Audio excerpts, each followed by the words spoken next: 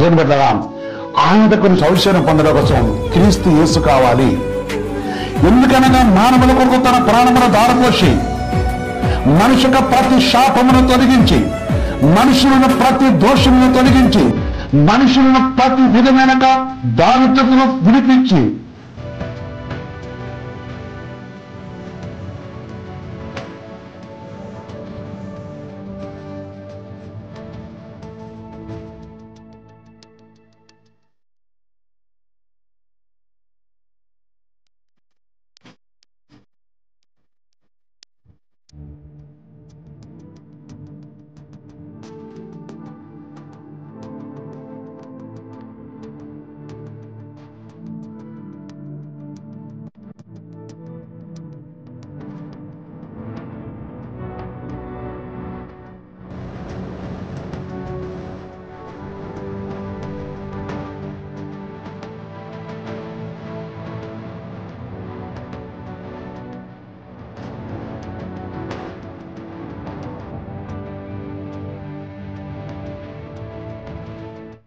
ఆఖరి రక్తపు బొట్టు వరకు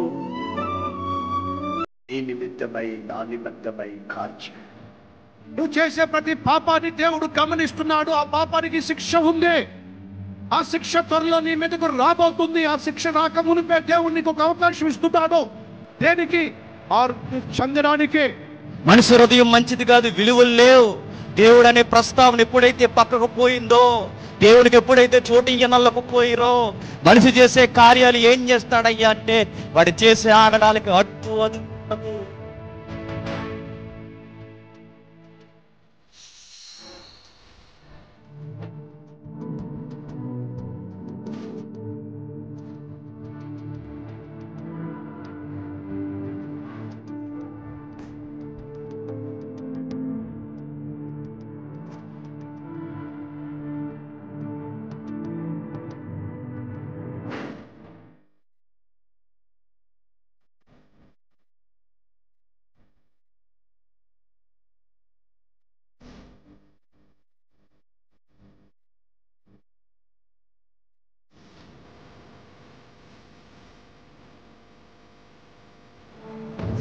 నీ జీవితం బతికి శాపంలో ఉన్న నీ జీవితం యేసయ్య చేతిలోనికి పెట్టు.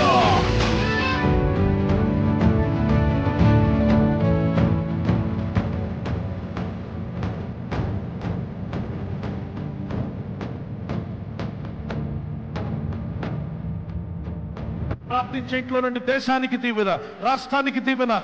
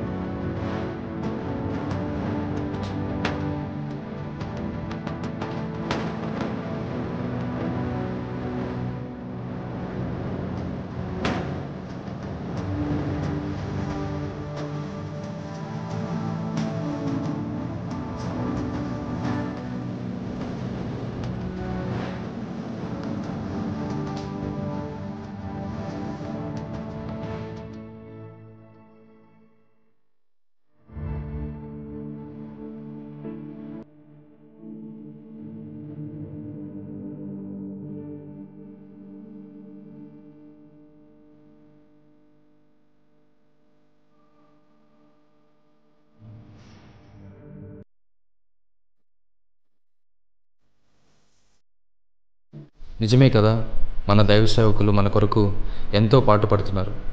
మన జీవితంలో కష్టం వస్తే వారు కన్నీటితో ప్రార్థన చేస్తున్నారు. మన జీవితంలో బాధలు ఎదురైతే వారు మనల్ని ఓదారుస్తున్నారు. అటువంటి దైవ సేవకుల గురించి ఒక నెగిటివ్ న్యూస్ వస్తే అది నిజమో అబద్ధమో తెలియకుండా వారిని నిందించడం చాలా పెద్ద పాపం. I especially thank my brothers and sisters who worked along with me, and go show some love to your pastor. God bless you.